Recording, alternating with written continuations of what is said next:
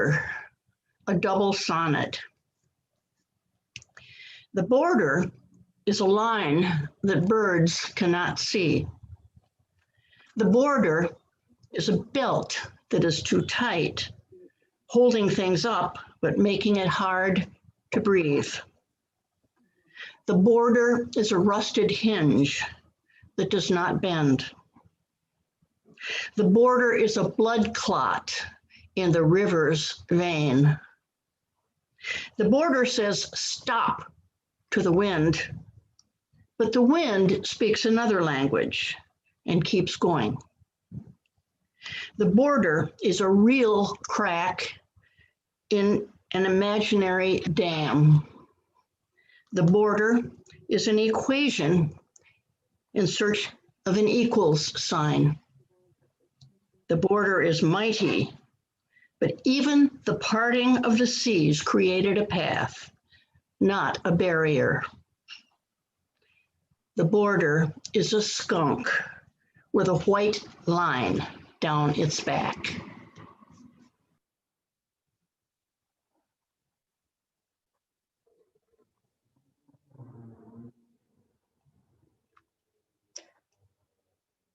On Spotlighter.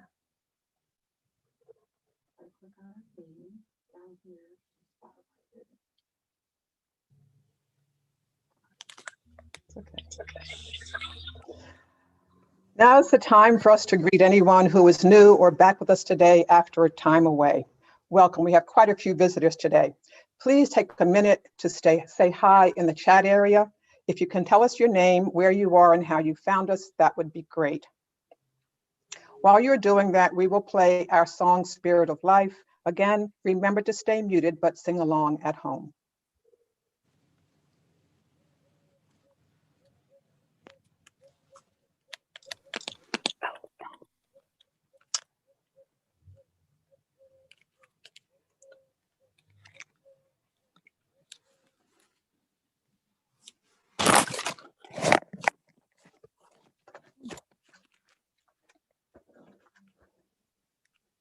Spirit of Life.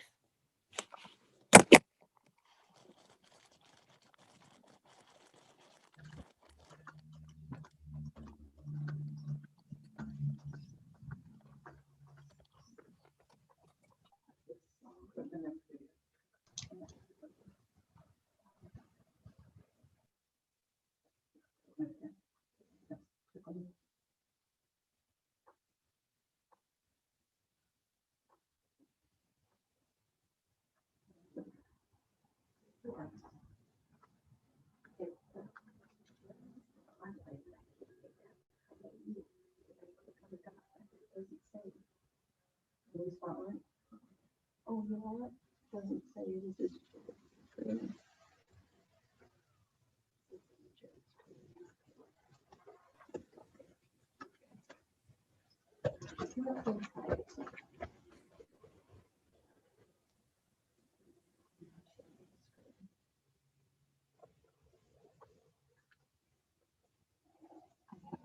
Unmute, stop video meaning, hit a profile and hide self-mute for you. Okay, go ahead and start.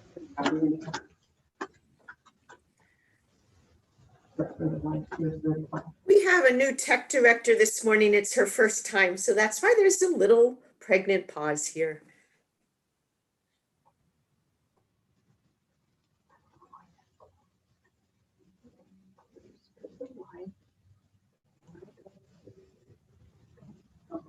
Sing us a song, Sharon.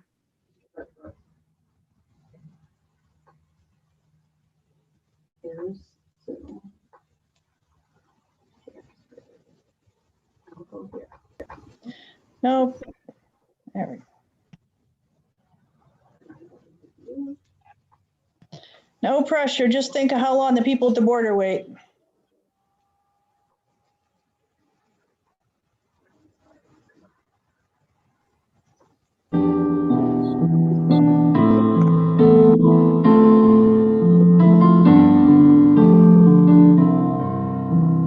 Spirit of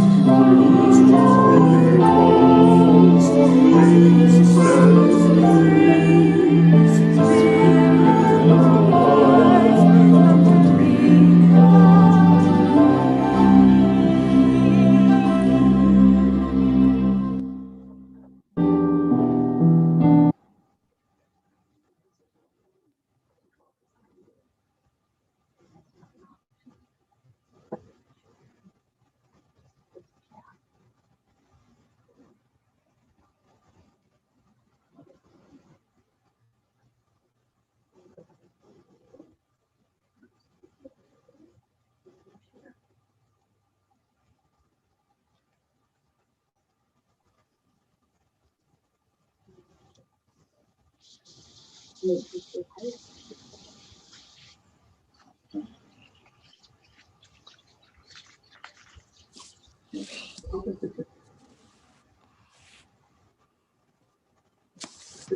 you have any good poems, Sharon? Or jokes? Sorry, no, I could quote you some Shakespeare, but I don't think that's relevant.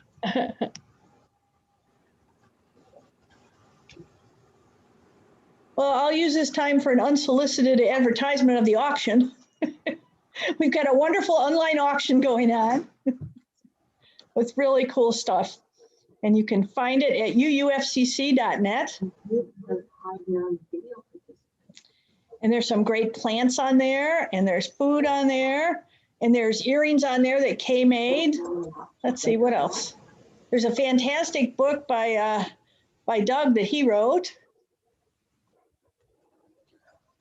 And help yourself. Every little bit helps to support our efforts. Thank you. Okay, we're having a little bit of trouble here. So maybe if you set yourself on speaker view, hopefully that will work. That whoever's speaking will come up larger because we're not getting what we want. So set it on speaker view and we'll continue. I now invite you to share your joys and concerns for the Book of Life in the chat area as music plays. The bowl will sing after a minute.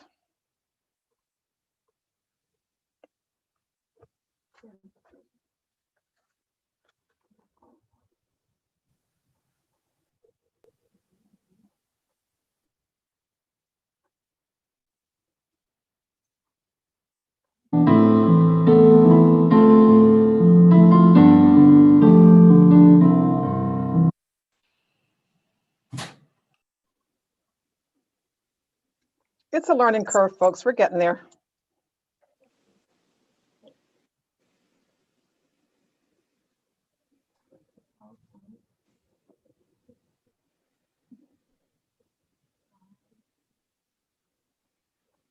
Da-da.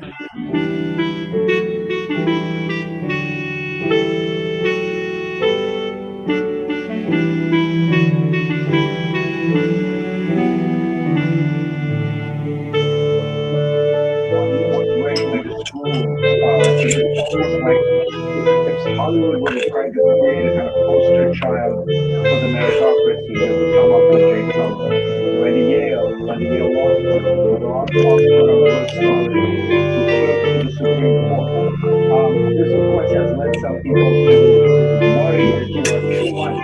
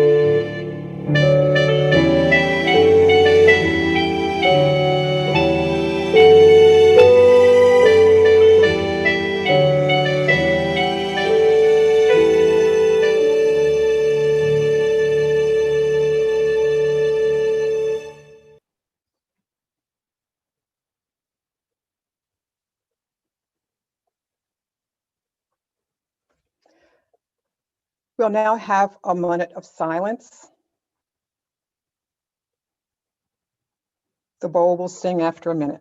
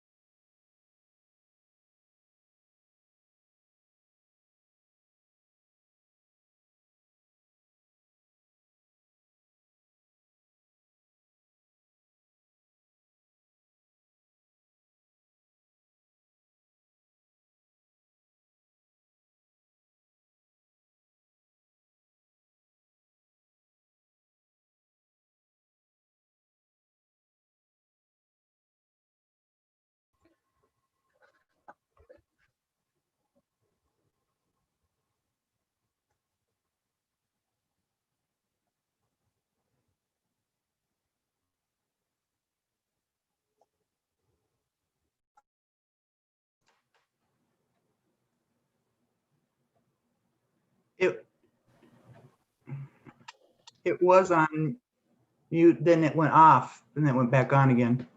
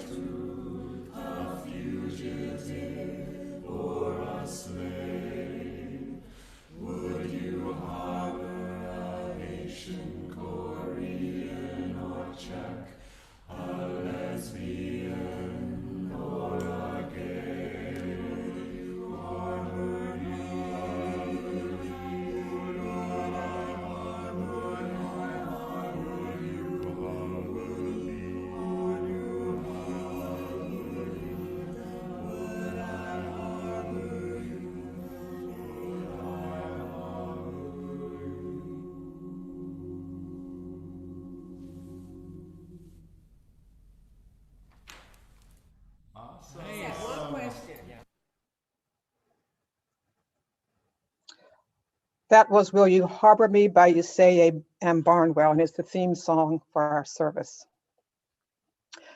You now have the opportunity to remember your offering by check or on the Venmo mobile app. We truly appreciate your continued giving, as despite not meeting in person, our building, wonderful staff and activities still need to be supported. Thank you. I now would like to introduce the chair of our Immigration and Justice Committee, Betty Barriga. Good morning. My name is Betty Barriga. I am chair of the Immigration Justice Committee.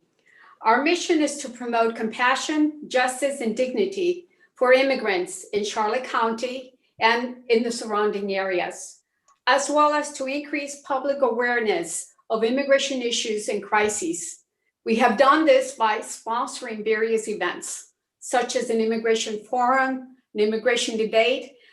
We have done several immigration film series, just to name a few. But most important, we have lent supports to organizations that are working directly with immigrants and asylum seekers, such as the Legal Aid Society of Collier County. And recently, we supported Team Brownsville Toy Drive for the asylum-seeking children at the border camp. Since 2017, the federal government has unleashed relentless attacks on the U.S. asylum system against people seeking safety within our borders. The Migrant Protection Protocol, commonly called Remain in Mexico Order, has forced thousands of asylum seekers into squalid camps. Team Brownsville is a group of volunteers who have responded to the needs of these children, women, and men. 4 members of the Immigration Justice Committee of the UUFCC, Bielka, Lindsay, Patricia, and Kathy, went to the border and got to see firsthand what was going on. Now, let me turn the mic over to one of these ladies, Bielka Wangbo. Bielka? Thank you, Betty. Most of you already know who I am, so I'm not going to spend time on myself. I want to thank Betty and Immigration Justice Committee for including me in a lot of their call to actions and for being so proactive on this sensitive topic. Team Brownsville. I know about them. I've followed them. I've read about them. I'm here to just tell you that you're going to be watching a short video because Team Brownsville was just recently honored by the Anti-Defamation League, ADL, on the 6th of December. And they were one of 5 honorees in a concert against hate. And so the clip you're going to see is of Team Brownsville. I want to also thank the Angry Tias and Abuelas for being here with us. And we'll go ahead and take it away with the video. Months ago, 100,000 corona deaths was the low end of a staggering death estimation. Incompetence and mismanagement at the top of American leadership has led to more than 350,000 Americans succumbing to COVID-19. 77,000 in December alone, making it the most deadly month of 2020. The Trump administration assured us 20 million Americans would be vaccinated by January. We are, of course, a nation of immigrants, founded by those who risked everything to come here and find freedom and opportunity. Well over a century ago, it was inscribed on the Statue of Liberty, "Send these, the homeless, tempest-tossed, to me. I lift my lamp beside the golden door." With those words, we have welcomed others from all over the world. When you're in Brownsville, Texas, looking over the Rio Grande, it feels as if you can reach out and touch Mexico. But for the asylum seekers on the other side of the Gateway International Bridge, America is half a world away. ¿Qué te fuiste de allí? Hay mucho peligro. Lots of killing, en el lots of país. danger in her Está country. muy peligroso. Buenos días, buenas tardes. Mi nombre es Josué Rolando Cornejo Savillón. Vengo con mi familia. Soy emigrante de Honduras. It's obvious that these people are leaving for some reason that's horrible for them. Violence or threatening my family. When this first started, this park was this amazing place with a great view of the river. And then you see it now, and all I see is just a monument to hate. I've crossed this bridge my whole life. I've never seen what I'm seeing now. People in distress, people stranded. They were coming into a port of entry, but because of the zero tolerance policy, they're having to wait weeks, months, without being prepared. 5 members of the Brownsville community, all of them educators, looked across the bridge 2 years ago and saw this as a call to action. Team Brownsville started when we had a big rally here in Brownsville to speak out against family separation. One of our co-founders called it to our attention that there were people sitting on the bridge. So the next day we crossed into Mexico, and sure enough, we found about 30 people that were actually living on the bridge. They didn't have a place to go to the bathroom, to access clean water, to wash their clothes, to bathe. That was our mission, to bring those things that were most necessary to them so they could have some kind of dignity in the conditions that they were living in. One of our co-founders said, "I'm just going to do a all call for people to come bring water, bring snacks, bring anything that we can use, bring yoga mats." It's just kind of our humble beginnings. We really weren't Team Brownsville at that point. We were just people that wanted to come together and do something. Here we are crossing the bridge. Here's the river. Michael Benavides, say hi, Mike. And so Team Brownsville was born.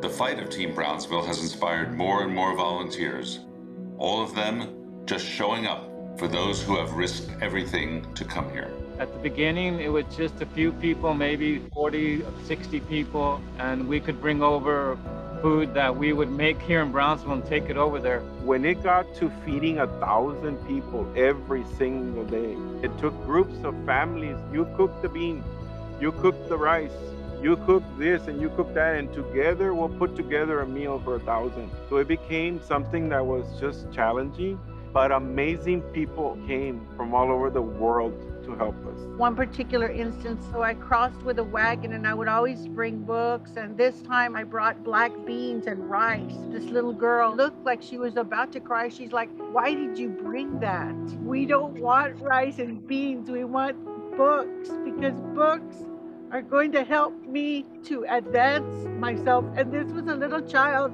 that was like 4, not even 5 years old, and that was like an aha moment for me. And so I started a little school in Matamoros along the river, and the Escuelita de la Banqueta is what we call it.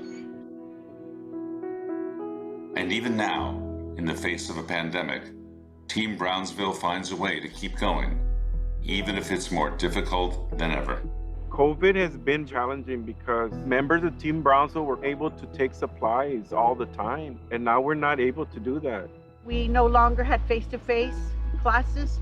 We now could only send videos of our lessons, but we had so much help. We started off with maybe like 6 teachers, and we got as many as 30 teachers on one Sunday morning. Because of the donations that we receive, we're able to purchase more items in Mexico and have them delivered directly to the camp.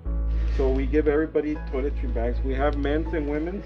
We get children's masks and adults masks of different sizes, sent with a lot of love, and many of these come with notes. You know, if you see a need and you feel like maybe it's just too big, a small group can make a big impact. So if you see the need, just throw your heart at it. Just go all in, because these are good people.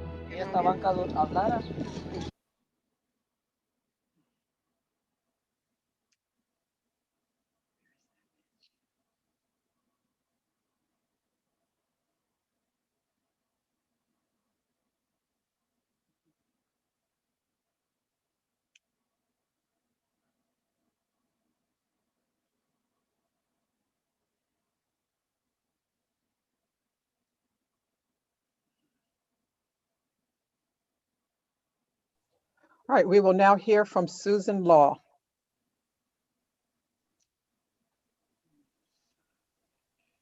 Good morning, everybody. Let me see if I can figure this out. Okay, here we are. I'm with the Angry Tias Nahuelas, and our organization started out in a similar manner to what the way Team Brownsville did, and I love that video. We found people on the bridge in Reynosa, which is by McAllen, and so we started out by doing the same sorts of things that Team Brownsville did. But it didn't last for very long because people were moved off the bridge. There was never a camp that was started. People moved to shelters or they crossed the border.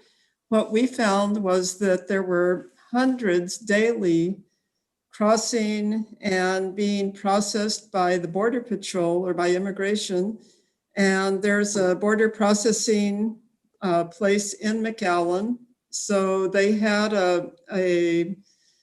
some sort of an agreement with Catholic Charities that has a respite center in McAllen. So we started seeing hundreds of people every day being brought to McAllen from the Border Patrol Center. We ended up deciding to just plant ourselves at the McAllen bus station. And Lizzie Cavazos and I, Lizzie's here today, she and I were the ones who pretty much staffed that project for probably a year, starting in July of 2018 and ending when MPP became effective in our area. We saw that people were getting lots of service from Catholic Charities. They got food, they got help getting their bus tickets, they were given a place to sleep overnight if they needed it. They were given so much, so Catholic Charities did most of the work, but what we found was that there was a little gap at the bus station. We saw that people didn't understand what their bus tickets were saying, that all these different transfers that they were going to have to make. They sometimes got to the bus station when there were so many people. Catholic Charities just was overwhelmed, and we sometimes saw people who didn't have shoes. They were missing just really basic things. We started taking things with us. We originally had backpacks, but that got stopped by the bus station because it was just too messy looking. But we had bags of over-the-counter medicine, shoelaces, caps, and things for the winter. just all kinds of things that people might need. We would run them to the shoe store of I remember especially a family of about 5 people from Guatemala who didn't have any shoes. So we got them to a shoe store that was right down the street. So we were just kind of filling the gap of what we saw was needed. And then people started asking us questions about the immigration documentation that they were carrying with us. And we realized that we needed to learn what all that meant because we were not attorneys and we didn't really understand it ourselves. So we got educated. I had retired from a legal aid organization here in the area. I'm not an attorney, but I have lots of friends who are attorneys and immigration attorneys. So they filled me in. We prepared documents for people, attorney referral information, and explain to them what their documents, if they had notice to appear, what that meant, and what kind of appointments they were going to have. And a lot of people were wearing ankle bracelets at that time, so we explained to them what their appointments were all about. And what was really incredible was that nationwide, different volunteer groups sprung up at bus stations.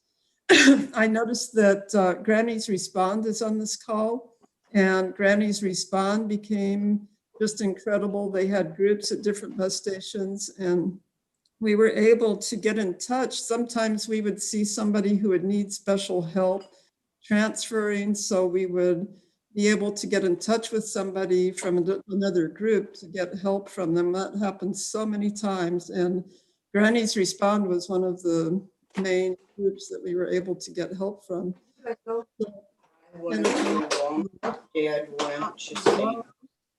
July or so of last year, slowly we started seeing the effects of MPP in our area. Well, he was going to Lowe's and Sam's and. So when people no longer started showing up at Catholic Charities, we were going to Matamoros and joining Team Brownsville in what they were doing. So I think the other activity that we do, that's not our only activity. We also we help people who are in long-term detention. There's a detention center in our area in Port Isabel, and we have a project there. We have 2 members who spend a lot of time communicating with people who are in detention, helping them find attorneys, helping them get out, finding bond for them.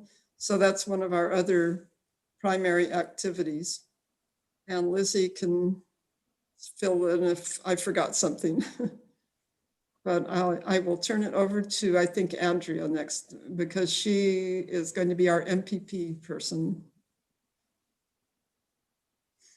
Hi, good morning. So I will say that Team Brownsville had a parallel program to what Ingrid Diaz had in the bus station in Brownsville. But one of the main differences is that we received people primarily from the 3 detention centers, 3 immigration detention centers that are within an hour of Brownsville. For about a year also, we received only people from the detention centers. We did not receive families until a brief period in the spring of 2019. We received a surge of families. I think they were calling it catch and release. And from March to July of 2019, we did receive families. We had many, many families coming through the bus station at that time. But then in July of 2019, everything changed because that's when MPP started in Matamoros. And so the families that we had been serving because of metering suddenly multiplied because they could no longer cross the bridge and actually stay in the United States. They were returned to Mexico. And so the numbers, we started out serving 40 or 50 on the bridge and in the plaza area, which is the entrance to the bridge in Matamoros. And those numbers just started to increase and increase and increase. So we if you came to Matamoros at that time, you would think that the street in Matamoros was a refugee camp because there were up to 1,000 people living in tents right along the side of the street in Matamoros. So the Mexican government and the Mexican immigration shifted everyone up to the river levees, which is just literally up a stairs and into an area that used to be a kind of a wooded park area. Also had areas that were soccer fields and things like that. And they became home to 1,500 or 2,000 people. And so we started the process of working there, of providing tents there, of providing food, supplies, toiletries, anything that you can think of that would make living outside in a wooded area more bearable. That is what we did. And so just to fast forward to today, we have about 700 people that are living in that encampment area currently. And we continue to provide food. We continue to provide shelter. We continue to provide educational supplies to teachers there that we have, that we support in teaching the children. They have classes now on a daily basis there. COVID has changed a lot, but I think our mission is still pretty clear that we are trying to continue providing for the needs of people as we can. We're trying to meet the needs as best we can. We do get people from Matamoros to bring in supplies rather than us taking everything across, because COVID has limited our ability to enter the encampment and to cross the way that we used to.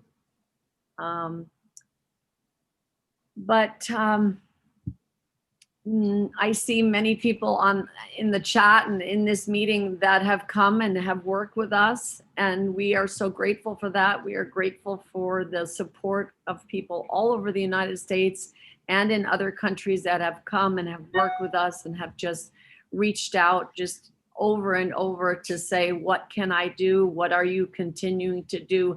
Has COVID stopped your work? And we say, no, it has not stopped our work. We are still in daily communication with people from the encampment, and we will continue to do the work for as long as it's needed. We don't really know what the future is going to bring.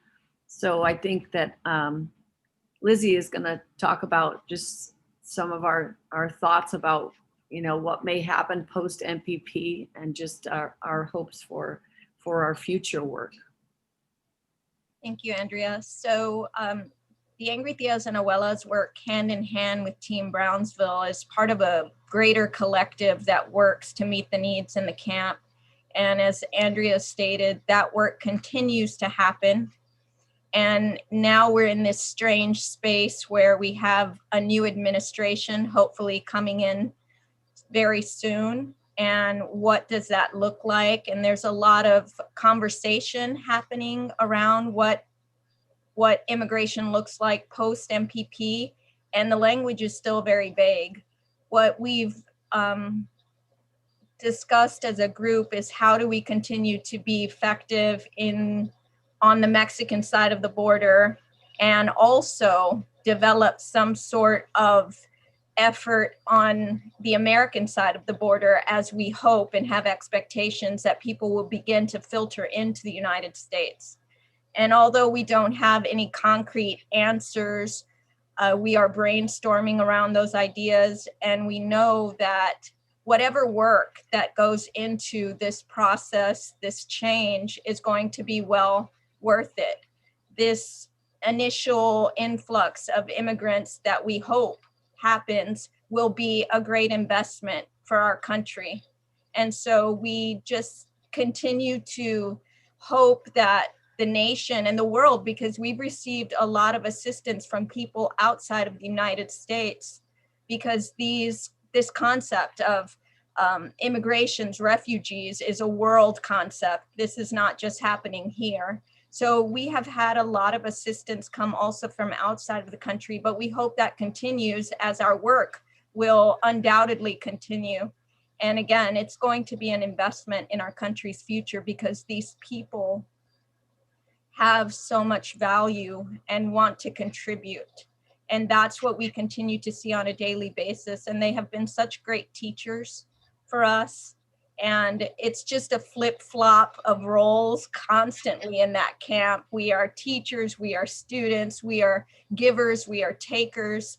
And that's something that I've learned, that, you know, that shift in who you are and what you're doing, especially in this kind of crisis, has promoted so much growth in me and the people around me that that we work with. So I am so grateful for the opportunity to be working with Andrea, Susan, and the rest of the collective, and all of you who have contributed, whether it be monetarily or just a high five, virtually, abrazos, whatever. I mean, I feel juntas en la lucha.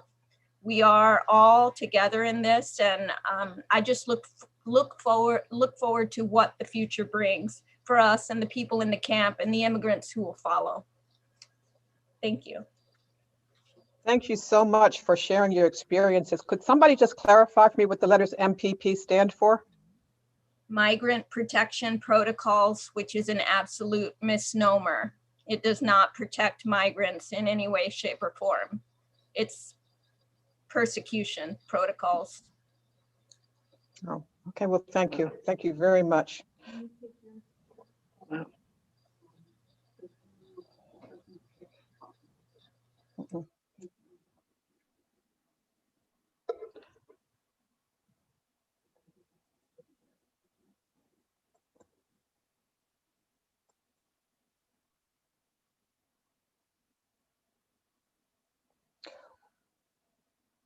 We'll now have closing words from Sharon.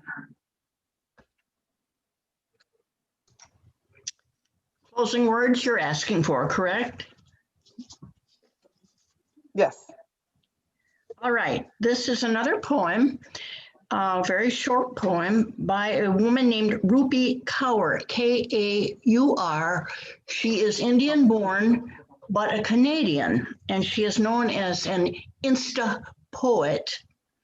It's a little poem that goes beyond borders, I think, to the colonial impulse that helped create them, or that did create them in the first place. So this little poem is called Colonize.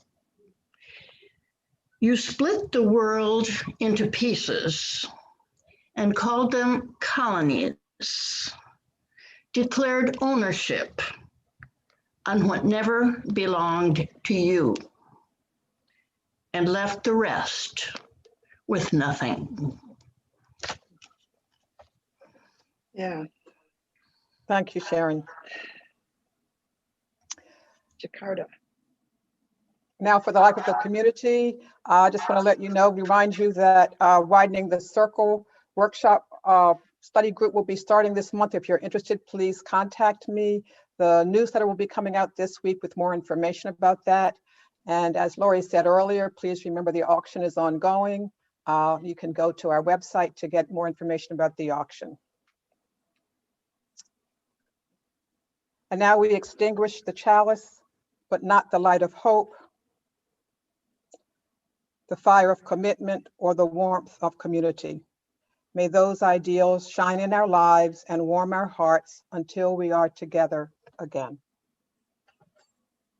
Please join me at home with Go Now in Peace.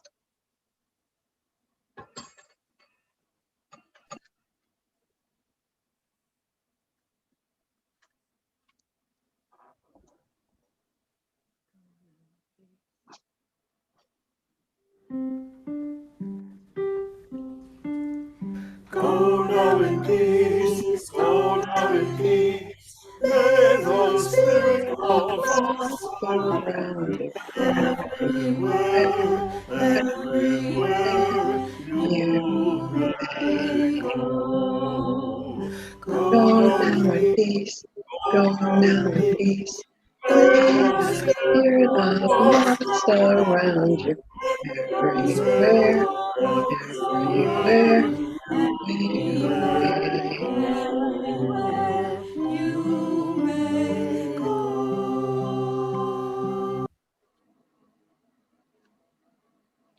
As Dan would say, let us be a blessing to each other and a blessing to ourselves every day, and especially as we greet this new year. You are